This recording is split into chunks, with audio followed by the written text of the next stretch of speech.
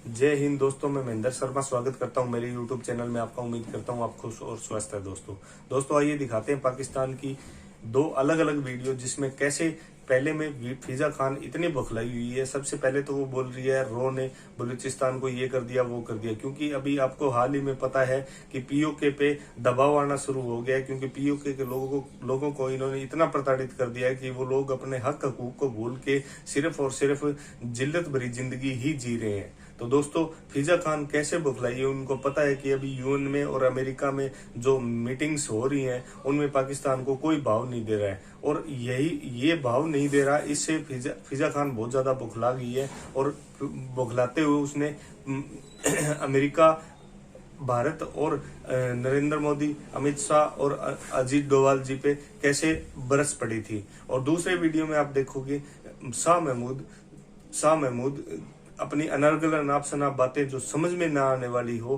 पता नहीं कहाँ की बातें करता रहता है, किसी को समझ नहीं आती। तो दोस्तों देखिए ये वीडियो, और वीडियो पूरा देखिए और कमेंट में अपनी प्रतिक्रिया जरूर डालें। और अगर आप मेरे चैनल पे नए हैं तो मेरे चैनल को लाइक, शेयर एंड सब्सक्राइब जरूर करें। दोस्तों जय हिंद, वंदे मातरम, भारत माता की जय। दोस्तों, रॉ की जानिब से पाकिस्तान में बम धमाके करने के लिए भेजा गया था, और इसने ये भी इंकशाफ किया है कि जी जासूसी के लिए लोग सिर्फ भारत भेजता है, पाकिस्तान ऐसा नहीं करता। भारत भी सुन रहा है ना ये, कि भारत के अपने लोग ही भारत को बेनकाब करें, एक्सपोज करें, यानी असलियत बता रहे हैं, भारत की औकात दुनिया को बता रहे हैं। और भारतीय टीवी चैनल को दिए गए इस इंटरव्यू में रॉ के एजेंट डैनियल ने इतराफ किया है कि उसने पाकिस्तान में भारत के लिए जासूसी की और फिर पकड़ा गया।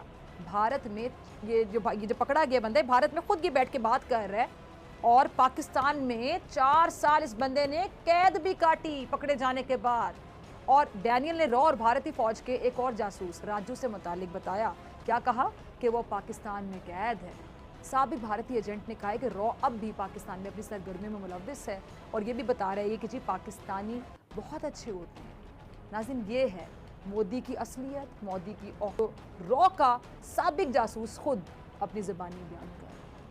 पाकिस्तान ने हमेशा भारत की तरफ दोस्ती का हाथ बढ़ाया, और भारत ने हमेशा क्या किया, पाकिस्तान में जासूसी का जाल बिछाना चाहा। कुलभूषण यादव याद है ना, जरा उसका भी क्लिप चला दीजिए। अच्छा, अब देखें, एक दुश्मन का एजेंट अपने मुंह से कह रहा है कि उसने कराची और बलूचिस्तान का अमन तबाह करने के लिए क्या कुछ नहीं किया, और ये रॉ का हाजिर सर्विस एजेंट था। इस शख्स ने बेपनाह मासूम पाकिस्तानियों का खून बहाया, बलूचिस्तान को बदअमनी के अंधेरों में डुबोने में इसी कुलभूषण ने किरदार अदा किया।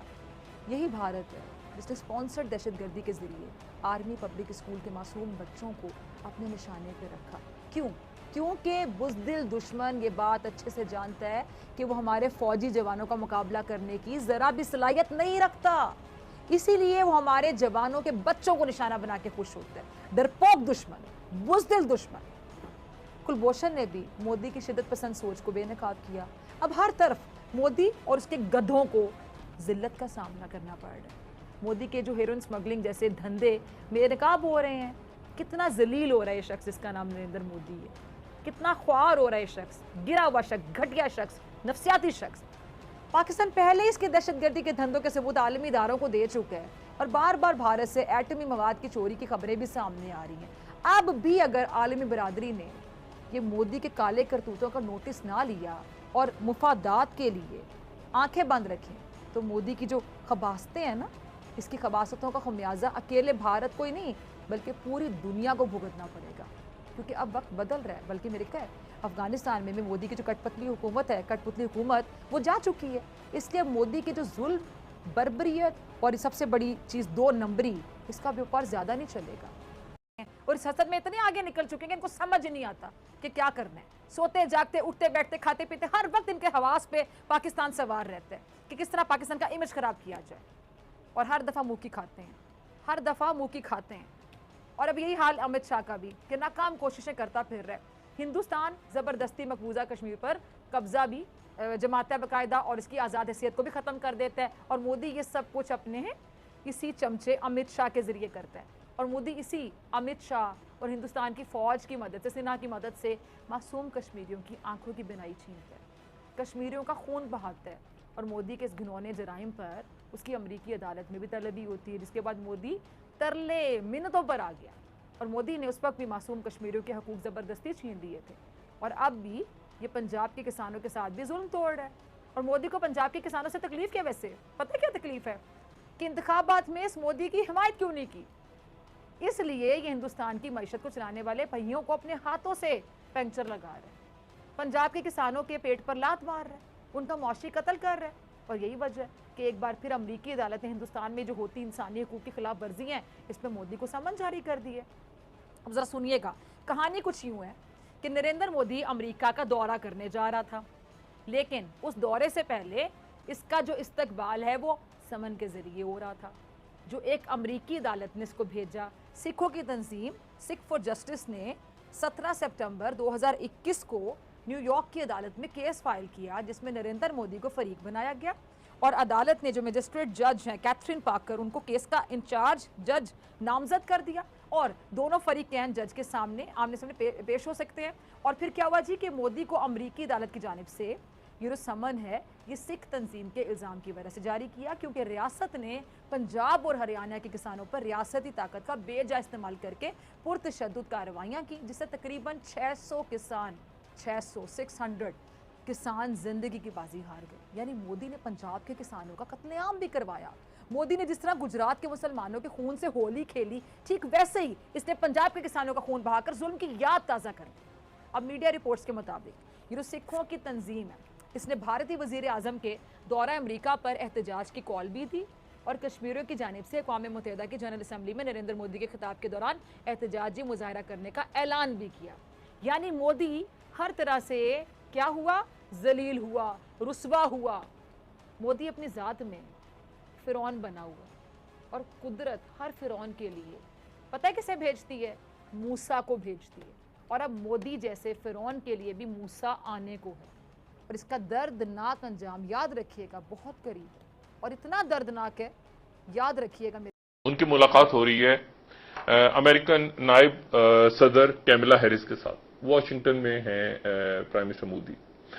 और उसके बाद प्राइम मिनिस्टर मोदी की जो मुलाकात है वो मुलाकात होगी जापान के प्राइम मिनिस्टर से, और फिर उसके बाद उनकी मुलाकात होगी ऑस्ट्रेलिया के प्राइम मिनिस्टर से, और फिर उसके बाद कल जो है ये तमाम शख्सियात की पहले तो आपस में मुलाकातें हैं, और फिर ये तमाम शख्सियात की जो है ये प्रेसिडेंट बाइडेन से मुलाकात है।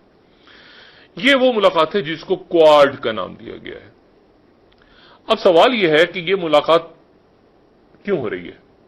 एक बड़ा अहम सवाल है जो सारी दुनिया के ज़हन में है कि ये अच्छा, मैं इसलिए ये बात कहने जा रहा हूं क्योंकि अलायंसेस बन रहे हैं और टूट रहे हैं और बिखर रहे हैं, और इत्तेहाद और कोल्ड वॉर शुरू हो गई है, और बड़ी जंगें हैं, उसमें दूसरे मुल्क कहां किस तरह शामिल होंगे।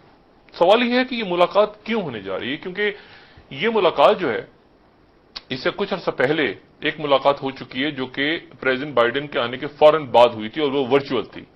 उसमें प्राइम मिनिस्टर मोदी खुद नहीं गए थे, वर्चुअल मुलाकात थी। उस मुलाकात में और इस मुलाकात में क्या फर्क है?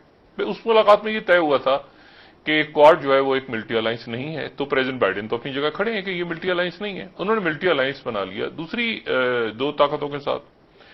अच्छा, मिलिट्री अलायंस नहीं है तो फिर प्रेसिडेंट बाइडेन ने एक बहुत जबरदस्त कल ऐलान किया, और उनका ऐलान यह था कि 1 बिलियन डोजेज फाइजर वैक्सीन की मजीद लेके अमेरिका और दुनिया की 70% आबादी को अगले साल तक वैक्सीनेट कर देगा।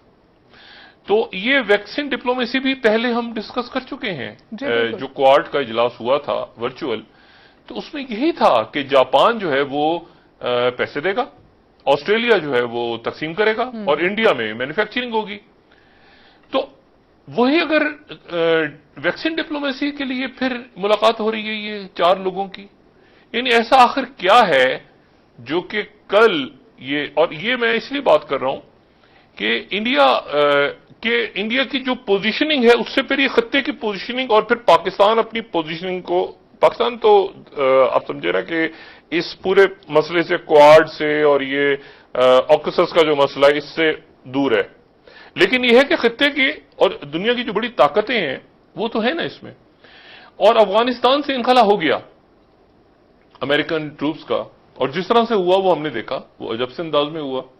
इस तरह से अब जो है वो और मुल्कों से भी अमेरिकन ट्रूप्स का विड्रॉल होने जा रहा है, और सबसे ज्यादा जो खतरनाक विड्रॉल, अगर आप मुझसे पूछें कि अफगानिस्तान से तो विड्रॉल बहुत, अफगानिस्तान स्टेबल नहीं हुआ अभी तक वहां पे इंक्लूसिव गवर्नमेंट कैसे बनेगी, उस गवर्नमेंट को कौन मानेगा, उसमें कौन सी शख्सियात होंगी, वो सारा मामला अपनी जगह मौजूद है। लेकिन साथ ही प्रेसिडेंट बाइडेन जो है वो सीरिया से, शाम से अपनी फौजें निकालने जा रहे हैं, शाम से फौजें निकालने जा रहे हैं, उस शाम से जहां पे टर्की भी मौजूद है, जहां पे रशिया भी मौजूद है, जहां पे ईरान भी है, जहां पे मुख्तलिफ इस्लामी ममालिक भी हैं, और जिसकी बराह रास्त गोलान हाइट्स के ऊपर अगर आप चले जाएं तो उस वहां पे जो है वो नीचे आपको इसराइल नजर आता है, और वहां से फौजों का इनखला। देखें, इंसान की ये जो मैं आपसे बात अक्सर कहता हूं ना कि पहाड़ों के ऊपर जो लोग रहते हैं वो अक्सर वो लोग हैं तारीख में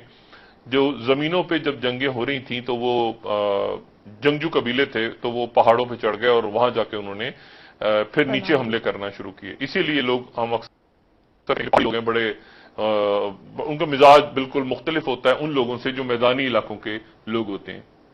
ये दुनिया में आमतौर पे बात की जाती है, क्योंकि पहाड़ों पे रहना जो है वो कोई आसान काम नहीं है। जो कबीले, जो गांव या जो शहर पहाड़ों पे हैं, उनके मिजाज में एक खास किस्म की जो है वो तब्दीली होती है मैदानी इलाकों में जो किसान काम कर रहे हैं, उनके मिजाज से। और मसला ये कि